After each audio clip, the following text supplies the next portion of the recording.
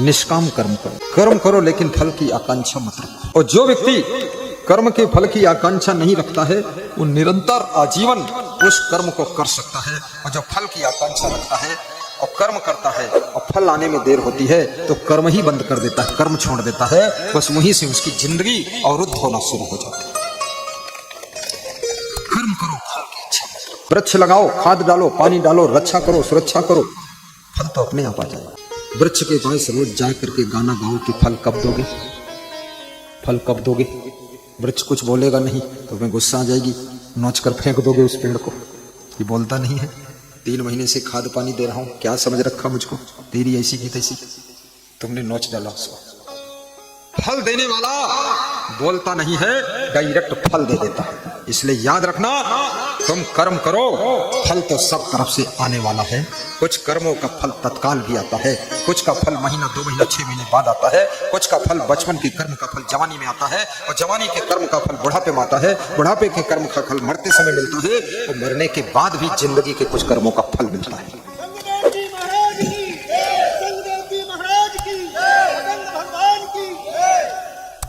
इसलिए कभी कर्म करने के बाद उबा डोबा मत करो, धैर्य रखा करो। आप तो अपनी पत्नी के साथ अपना कर्तव्य निभाइए।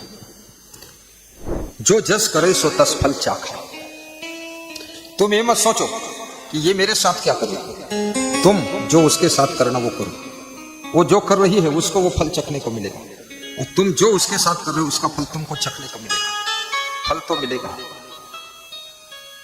किया दगा है जिन लोगों ने उनके जाकर घर देखो। दगा किसी का सगा नहीं है, ना मानो तो कर देखो। आकाश में धूल फेंकोगे, आकाश तो गंदा नहीं होगा, लेकिन 1 मिनट के बाद तुम पाओगे तुम्हारे ऊपर ही धूल सब गिरी है, तुम स्वयं गंदे हो गए। जो लोग दूसरों पर गंदगी उछालते हैं वे लोग स्वयं ही गंदगी में ओतप्रोत हो जाते हैं। इसलिए याद रखना, जब आकाश में फूल फेंकोगे थोड़ी देर बाद वही फूलों की पंखुड़ियां तुम्हारे सिर के ऊपर ही गिरेंगी और तुम ही सुशोभित होने लग जाओगे। तुम सोचते हो मैं दूसरों को दे रहा हूं, नहीं, तो आप अपने लिए व्यवस्था कर रहे हो। तुम दान भी दो, वो भी आपके लिए व्यवस्था हो रही है। तुम पुण्य करो, तुम्हारे लिए व्यवस्था हो रही है। इसका क्या कारण है? एक व्यक्ति उसी माँ बाप की संतान है, और उन संतानों में इतना अंतर क्यों? माँ वही, पिता वही, घर वही, कमरा वही जिसमें पैदा हुआ, लेकिन डिफरेंस कितना? एक संतान बुद्धिमान है, दूसरी मध्यम बुद्धि की है, तीसरी बुद्धू क्लास की संतान है, चौथी मूर्ख है। चारों का भाग्य भी जुदा जुदा है।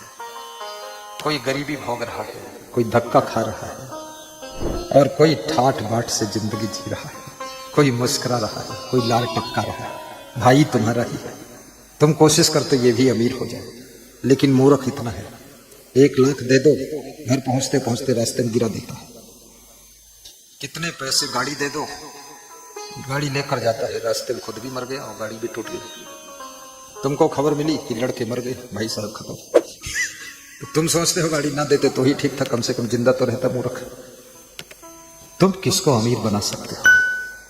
ये तो केवल तुम्हारा भ्रम है। एक बार कमला कर गए कंचन वर्षे नीर, माथे छत्र दरिद्र का बुंद न परे शरीर। एक दामाद अपनी ससुराल गया, उसकी पत्नी ने भेजा कि जाओ ससुराल जाओ।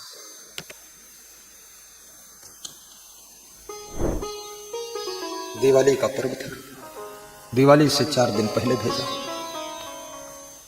दिवाली में मीठा बहुत बिकता है, तो ससुर बड़ा कंजूस था और सासू दयालु थी। सासुएं ज्यादातर दयालु होती है, लेकिन सासुएं भी अपने पति के बंधन में होती है। खुला तिजोरी उनके हाथ में नहीं होती, थोड़ा बहुत छिपा करके कुछ दे सकती, बाकी ज्यादा नहीं दे सकती, क्योंकि घर में हिसाब किताब नहीं होता। तो उस हिसाब किताब में पकड़ी भी ना जाए, अपनी भी तो इज्जत बचानी है। अगर पकड़ गई तो विश्वास भी खो जाएगा। दूसरों का उपकार करने में भी कभी कभी छिप छिप के कुछ करना पड़ जाता है। कभी कभी थोड़ा झूठ का सहारा भी लेना पड़ जाता है। धर्म के लिए भी झूठ का सहारा लेना पड़ता है। सासू के अंदर बड़ी दया थी। सासू सोचती थी दामाद को कुछ दे दूं, लेकिन अपने पति को डरती थी, क्योंकि पति जो था वो मास्टर था, और मास्टर हमेशा खतरनाक होता है, क्योंकि मास्टर दिन भर स्कूल में बच्चों को पढ़ाता है, दिन भर बोलता है ABCDEFGHZN+H2SO4 CAT कैट कैट माने बिल्ली, ऐसे बोलते बोलते वो अपनी पत्नी को बिल्ली ही समझता है। मास्टर दिन रात बोलता है, वो सोचता है सारी दुनिया मूर्ख है, मैं ही होशियार हूँ, सबको पढ़ाता है। तो मास्टर को ये पता नहीं, अधिक बोल बोल कर तू ही बड़ा मूर्ख हो गया। चुप रह, मास्टरी छोड़, घर में विद्यार्थी बन, पत्नी से सीख, चुपचाप बैठ, बकवास मत कर। नहीं, मास्टर तो अलग रहेगा, टमाटर हो जाएगा, चटनी बनेगी। तो मास्टर स्कूल पढ़ाने चला गया। मास्टर की पत्नी ने पूछा, दामाद जी आए हैं, आज वापस जाना चाहते हैं, कुछ अपनी बेटी के लिए इनको दे दो। बोले दे दो, लड्डू बना कर दे दो। याद रखना, जिनके पास में बहुत गरीबी हो उनको लड्डू ना दीजिए, उनको थोड़े पैसे दे दीजिए, क्योंकि लड्डू के बजाय वो सस्ते दाल चावल को खा लेंगे, वो ठीक है, लेकिन पैसे से कम अंडरवियर तो खरीद लेंगे, लाज बच जाएगी। तुम जिसको देखो लड्डू खिला दो। मैं तो समाज में देखा हूं कितनी बड़ी विडंबनाएं हैं। कभी कभी देवी देवताओं के नाम पर या राम देवरा की यात्राएं चलती, तब लोग भंडारा खोलते हैं। सब जगह पूड़ी सब्जी दाल भात, पूड़ी सब्जी दाल भात, पूड़ी सब्जी दाल भात, बोलो कुछ तो घुसालात।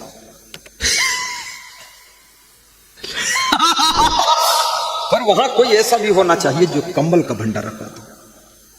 ठंडी का महीना है, एक एक स्वेटर दे दो, एक एक टोपी दे दो, गर्म। साधुओं की भी बड़ी स्थिति खराब है। हरिद्वार में जाकर देख लो, साधुओं के भंडारे चल रहे, एक एक साधु 10-10 बार भंडारा खाता है। साधुओं ने भंडारा के चक्कर में, भंडारा इसलिए खाता क्योंकि उसमें दक्षिणा मिलती है, दक्षिणा के चक्कर में क्योंकि पैसे को उसको जरूरत है, तो बेचारा 10 बार खाता है। तो खाते समय लोग उसको दे देते हैं 20-20 रुपए, 50-50 रुपए ले लेता है, और 10 बार खाने से उसका जो अमूल्य स्वास्थ्य है उसकी सत्यानाश हो जाती है। डॉक्टरों का कहना है 3 बार से ज्यादा मत खाइए। वो साधु होकर रात दिन बोलता है बिना सत्संग विवेक न हुई, वो सत्संग भी करता है, विवेक होता ही नहीं, 10 बार खाता। मैं भी हरिद्वार एक बार गया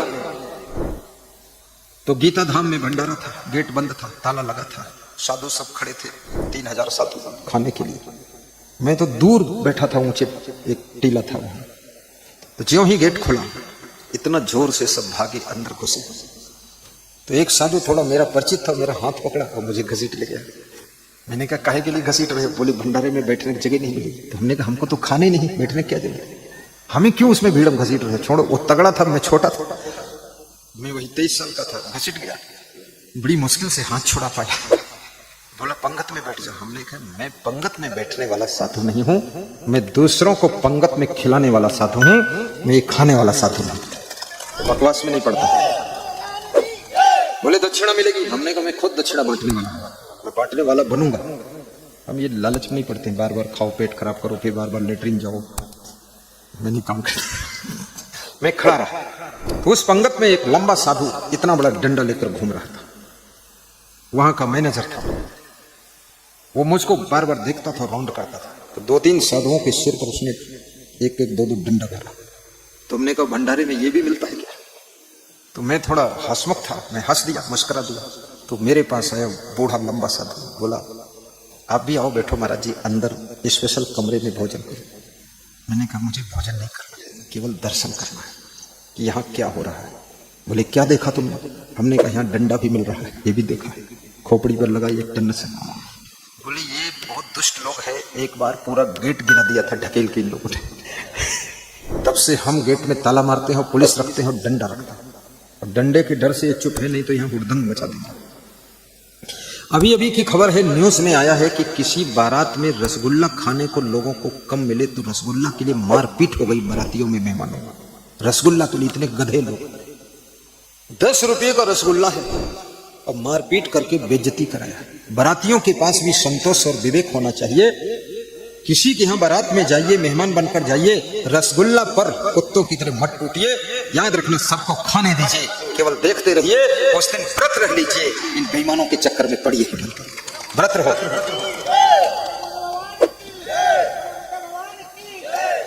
ये छीना झपटी करने की जरूरत नहीं। बहुत खाने का मन हो, 10 रुपये हलवाई की दुकान पर तो एक रसगुल्ला खाओ, उसमें स्वाद ज्यादा आएगा, क्योंकि 10 रुपये तुम्हारा खर्च हुआ। जब फ्री का रसगुल्ला भी गोबर गुल्ला जैसा ही लगता है, उसमें रस होता ही नहीं। फ्री में मिल गया तो कितना लोग फेंकते हैं भोजन बारात में। विवाहों में 40% भोजन फेंका जाता है। अच्छी अच्छी सब्जी फेंकी हुई पड़ी, अच्छी अच्छी पूड़ियां पड़ी, अच्छा अच्छा मीठा लालच में ज्यादा ले लिया, पेट में जगह नहीं, गले तक भर गया, फेंक दिया, चले आए। बर्बाद कर दिया बेटी वाले बाप को, बेटे वाले बाप को। और लोग मूर्ख भी बहुत है। शादी करता है, फिर रिसेप्शन का प्रोग्राम एक अलग से रखता है, मूर्खों को और खिलाओ, क्या फायदा है? उसी में सब कर दो, उसी दिन निपटा दो, बवाल खत्म। मैं तो कहता हूं विवाह कीजिए, 12 बजे से 3 बजे तक टाइम रखिए। अभी मुख्यमंत्री श्री मोहन यादव जी ने अपने बेटा का विवाह सामूहिक आदर्श विवाह के साथ में किया। बैलगाड़ी पर बैठ करके बहू और बेटा विदा हुई, आए, कितनी शोभा बढ़ी। और गरीबों के साथ में उसी मंडप में, और जैसे गरीबों की व्यवस्था वैसे उनकी शादी हो रही थी। और बस एक ही दिन खिला पिला दिया, बवाल खत्म, रिसेप्शन खत्म। रिसेप्शन क्या होता है, फालतू टाइम बर्बाद हो रहा है। और दूसरों के यहाँ खाने के लिए जो जाए वो भी मूर्ख है, क्योंकि वहां 4 घंटे जाने में लगे, 4 घंटे आने में लगे, 2 घंटे वेटिंग में लगे, 8-10 घंटे खराब हुए, 8-10 घंटे काम करो, 1000 रुपये कमा लो, 200 रुपये यहीं लेकर खा लो, बकवास में पड़ो मत। जाने वाले, खाने वाले, खिलाने वाले टोटल मूर्ख भरे, तो किसको समझाओ? ये तो इस बवाल में नहीं पड़ता। समय अपना भी बचाइए, दूसरों का समय बचाइए। आज हमारे राम प्रसाद साहू जी आयोजक, मुख्य आयोजक कह रहे थे कि ढोल बजा कर ले चलेंगे। हमने कहा याद रखना, मुर्दे को पैदल लेकर जाया जाता है, हम जिंदा आदमी हैं, गाड़ियों से चलिए। बोले ढोल वाला, हमने कहा उसके लिए मुंडी गाड़ी मंगा लो या मोटरसाइकिल पर बिठाओ। मेरे टाइम बर्बाद करोगे, जो साथ में पैदल चलेंगे उनका स्वास्थ्य बर्बाद करोगे। जिंदगी में तो चले नहीं, इतने आलसी लोग हैं। वहां घसीट गए मेरे साथ, तो आखिर बीच में साथ छोड़कर पीछे रुक जाएंगे, तो पता चले हम बचे और तुम बचे, तो बेइज्जती तुम्हारी और बेइज्जती हमारी। इसलिए बैठो कार में और समय न करो बेकार में, और सबको सिखाएंगे संस्कार में, और सुखी रहो संसार में। झारा से बैठा गाड़ी में और चले आए फट से। दुनिया क्या कहती है, दुनिया के चक्कर में नहीं पड़ता। अपने विवेक से काम कीजिए। सबसे बड़ा महत्वपूर्ण अगर तुम्हारे जीवन में कुछ है, केवल और केवल वनली समय, टाइम को बचाइए। कुछ टाइम स्वास्थ्य के लिए दीजिए। आज हमारे साथ में पाल साहब सुबह पदयात्रा में गए थे। खड़े हो, बैठे क्यों रहते? क्या नाम? सज्जन पाल। हमें सज्जन ही मिलते, दुर्जन मिलते नहीं। पदयात्रा में गए, 3-4 किलोमीटर पैदल चले। कभी कभी उसकी सांस फूल जाती थी, ऐसे करते थे। मैंने कहा क्या हो रहा है, तो मैं रुक जाता था, थोड़ा ठिठक जाता था कि सांस सही कर दो, निकल ये भी नहीं मिलेगा, आएगा नहीं साथ में। शरीर का स्वास्थ्य के लिए समय दीजिए, बैठिए, थोड़ा पैदल भी चलिए, दौड़ लगाइए, योगा कीजिए। तुम किसी की बहू बनो, चेला बनो, कुछ भी बनो, सासू बनो, ये बनो, वो बनो, सब बनो, डायरेक्टर बनो, अध्यक्ष बनो, अगर स्वास्थ्य नहीं संभाला, जब बीमार हो गए दुख अकेले भोगना पड़ेगा। तुम्हारे कष्ट में कोई बंटवारा करने वाला नहीं है, इसलिए अपने स्वास्थ्य की चिंता स्वयं करें। बोलिए सद्गुरु भगवान की जय। अपने कीमती स्वास्थ्य को खो करके तुम जो धन कमाओगे, उस धन को सब बांट लेंगे, धन को सब उड़ाएंगे, धन को सब खर्च करेंगे। जो कार खरीद कर लाओगे उसमें सब चलेंगे, कार लड़ाएंगे, कूचेंगे, सब करेंगे।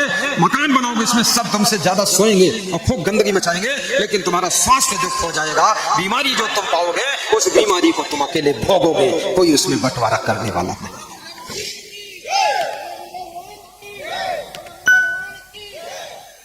इसलिए तंबाकू भी मत खाओ, पान मत खाओ, पुड़िया मत खाओ, मसाला मत खाओ, सिगरेट, बीड़ी, चर्स, अफीम, ताड़ी, मदिरा, दारू, मांस, मछली, अंडा, गिरगिट, मुर्गा कुछ भी नहीं खाना। सादा भोजन, खिचड़ी और दही खाइए।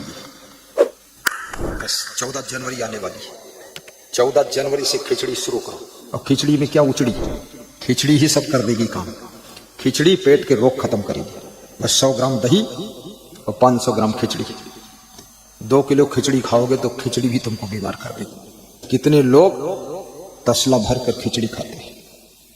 एक सज्जन को मैंने देखा, बड़ी परात में दाल भात और 1 किलो दही डाल के सब पूरा जैसे कोई पड़वा को नांद में खिलाया जाता है।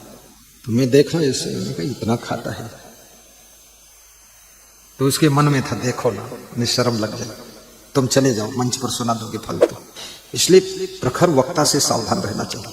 वो कुछ भी देखेगा कहीं तुम्हारा उदाहरण लगा देगा, उससे सावधान रहो। तो पीछे हमारे संत भक्त लोग हंस रहे हैं कि भैया है बच के रहने वाला। जैन साहब को हंसा करो, हाँ खूब हंसो, जो होना था हो ही चुकी दुर्दशा, हंसो। जय हो आशीर्वाद। मिला दे श्याम से उधो, तेरा गुण हम भी गाएंगे। मिला दे श्याम से उधो, तेरा गुण हम भी गाएंगे। तेरा गुण हम भी गाएंगे, तेरा गुण हम भी गाएंगे। मिला दे मुझको गुरुवर से, तेरा गुण हम भी गाएंगे। मिला दे मुझको गुरुवर से, तेरा गुण हम भी गाएंगे।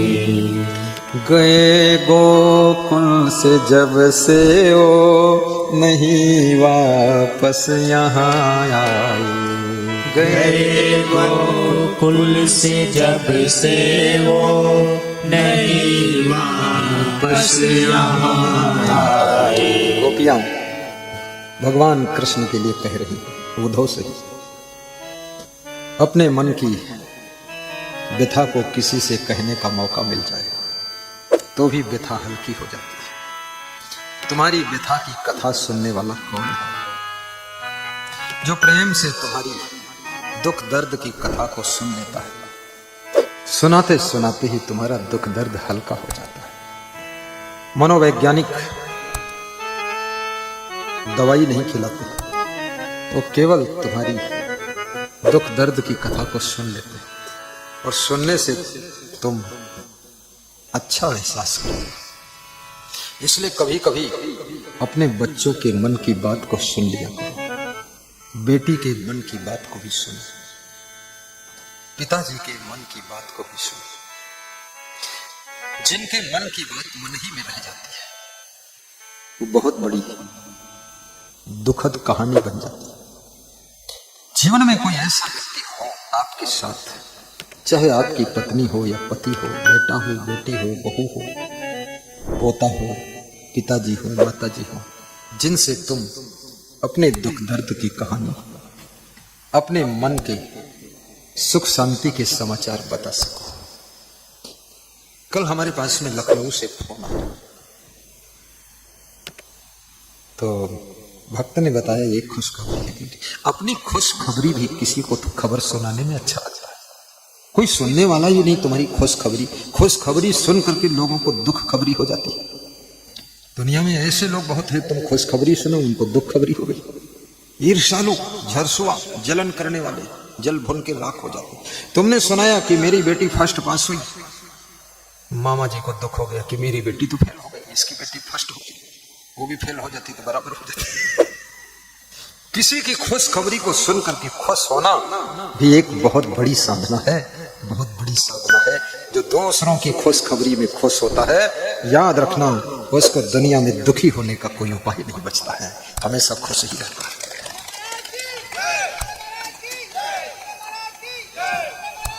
जय जय जय जय। दूसरों की खुश की खबर भी तुमको खुश कर दे तो समझ लो तुम बड़े निर्मल हृदय के व्यक्ति हो। तो मैंने उससे पूछा क्या खुशखबरी है? तो बोले 11 बीघा जमीन मिल गई है, वही खुशखबरी है। कितनी होती है? बोले 9 एकड़ है करीब।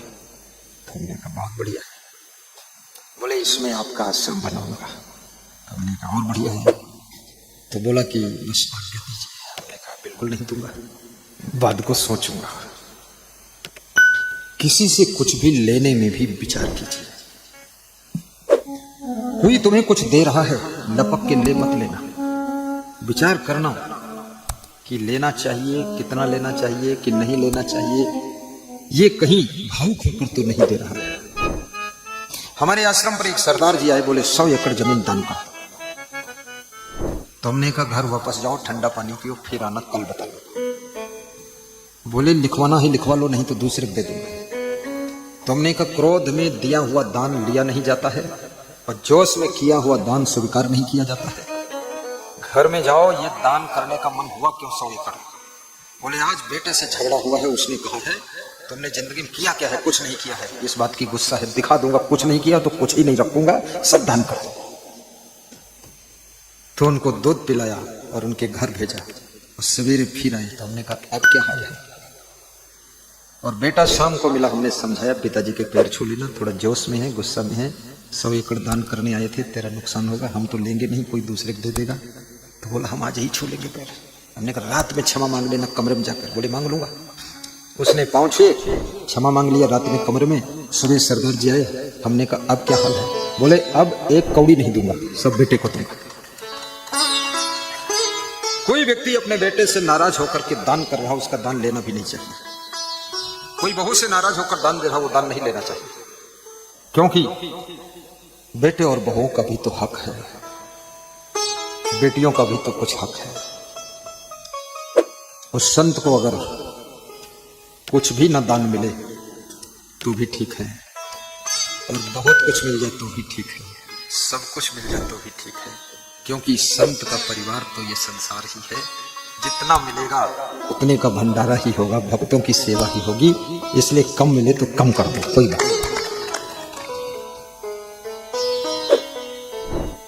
बिनु सत्संग विवेक न होई। गाइए।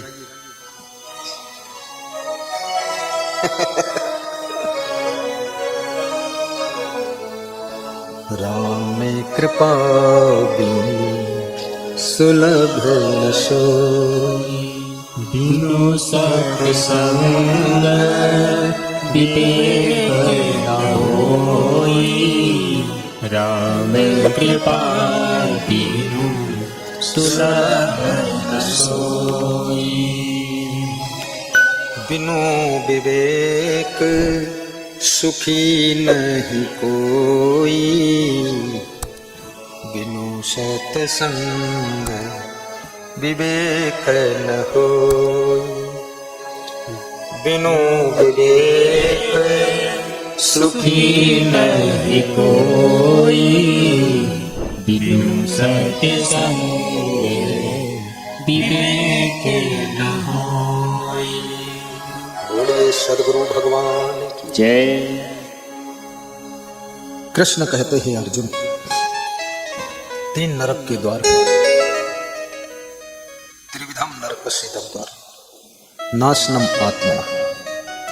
ये आत्मा को पतन की ओर ले जाते। कामः क्रोधः तथा लोभः तस्मात् एतत्त्रयम् त्यजेत्। इसलिए इन तीनों को त्याग करना चाहिए। बड़ी अच्छी बात कृष्ण कह रहे हैं कि इन तीनों को त्याग करना चाहिए, लेकिन सवाल यह है इनको त्याग कैसे करना चाहिए? छूटते ही नहीं। कैसे त्याग करें, कैसे इनसे पिंड छूटे? इनके चंगुल में धनवान, बुद्धिमान, पहलवान, बलवान सब आ जाते हैं। काम, क्रोध, लोभ। त्याग करो।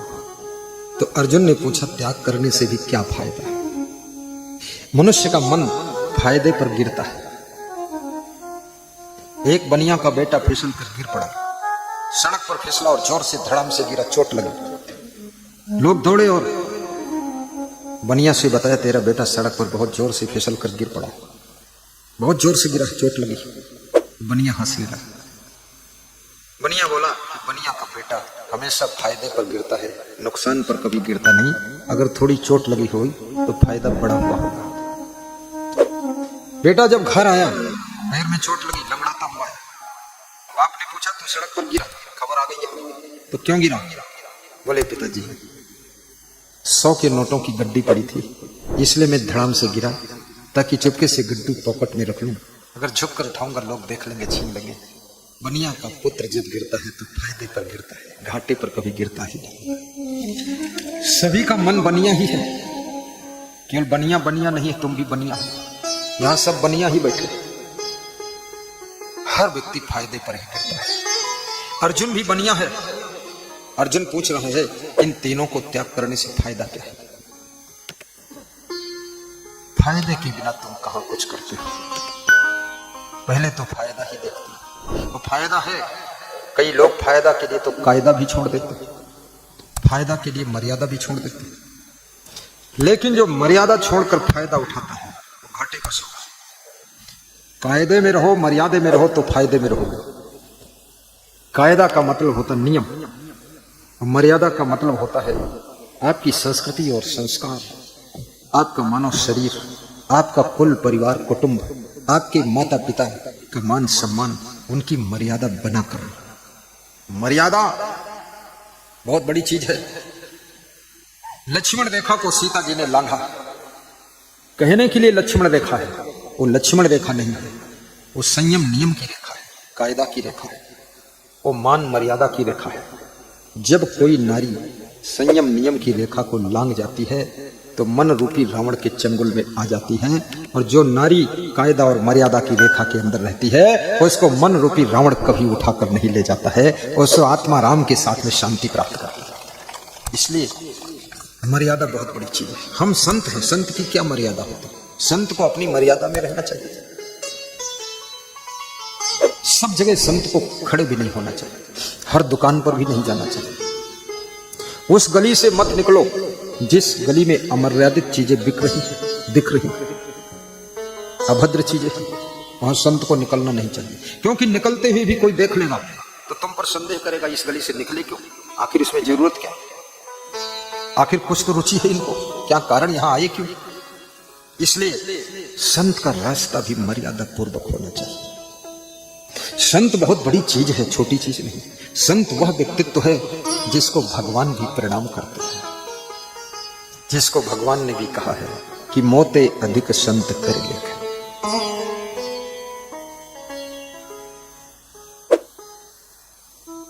संत के दर्शन के लिए आज श्री सुभाष यादव जी, सूबेदार आर्मी अफसर भी सपरिवार पधारे हुए, उनके पुत्र सोनू यादव जी और परिवार की माताएं बहनें भी आई हैं और श्रद्धा से आई। कृष्ण को परलोक गमन किए हुए बहुत वर्ष हो गए, युग बीत गए, लेकिन आज भी यदुवंशियों में भक्ति की मात्रा अधिक देखी जाती है। उत्तर प्रदेश में भी, उत्तर प्रदेश में और बिहार में जब हम प्रोग्राम करते हैं तो 50% में यदुवंशी आयोजक हैं और 50% में सर्ववंशी सब है। यूपी और बिहार में भक्ति जब बढ़ती है तो तुम्हें भगवान के निकट ले जाती है, और भक्ति जब घटती है तो याद रखना भगवान से और शांति से तुम्हारी दूरी होने लग जाती है। इसलिए बिजनेस भी करो लेकिन थोड़ा समय निकालकर भक्ति भी करो, सर्विस करो थोड़ा समय निकालकर भक्ति भी करो। भक्ति में क्या करोगे? प्रथम भगत संतन कर संग, प्रवचन सुनो, सत्संग सुनो। भक्ति का अर्थ यह नहीं है कि केवल राम जो कह रहे हैं वो भक्ति करो।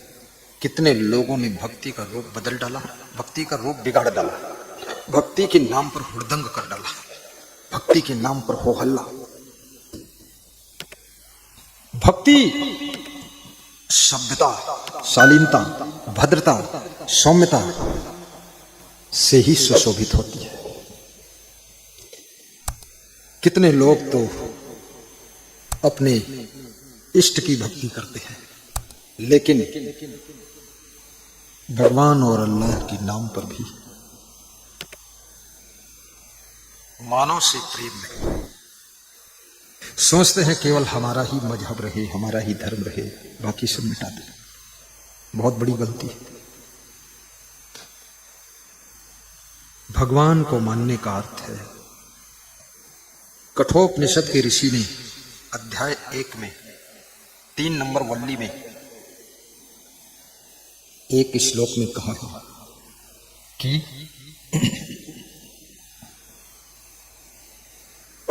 भगवान कहाँ रहता है। ईशानो भूत भव्यस्य ना ततो बीजगुप्सते यतत वै तत् आत्मनि अवतिष्ठते मध्य पुरुषः। इस शरीर के मध्य में जो चेतन पुरुष आत्मा विद्यमान है वो भगवान का रूप है। और हम में राम, तुम में राम, सब में राम, तो किसके ऊपर घाव करोगे। और कबीर कहते हैं घाव काहि पर घालों, जित देखो तित प्राण हमारो। किस पर घाव करूं, जहां देखता हूं हम मेरे जैसा ही प्राण है, मेरे जैसा ही तो आत्मा है। कबीर साहब कहते हैं। कुरान शरीफ कहती है बिस्मिल्लाह रहमान रहीम। और रहमान और रहीम, रहम का भंडार है। और रहम है जिसके दिल अंदर, रहमान वहीं पर रहता है। और रहम न जिसके दिल अंदर, शैतान वहीं पर रहता है। जब रहम ही नहीं है तो रहमान कैसे रहेगा। और मुस्लिम कहते हैं कि जर्रे जर्रे में खुदा है। और हिंदू कहते हैं कण कण में राम है। कण कण में राम है तो ये समस्त नर नारियों के अंदर भी तो राम है, ये पुष्प पंछियों में भी तो राम है।